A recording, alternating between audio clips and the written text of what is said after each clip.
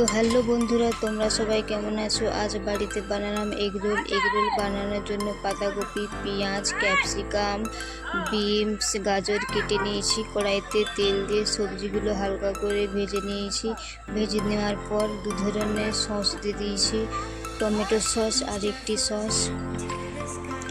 দু ধরনের সস দিয়ে দিয়েছি। হালকা করে নেড়ে নিয়ে ময়দা মেখে নিয়েছি। ময়দা মেখে নিয়ে রুটির মতন তাওয়াতে সেঁকে নিয়েছি। দুই সাইড সেঁকে নিয়ে দুই সাইড হালকা করে তেল দিয়ে দিয়েছি। তেল দিয়ে দুটো ডিম ফ্রাই করে আগে থেকে যে রুটিটা বানিয়েছিলাম ময়দার, সেটা দিয়ে দিয়েছি।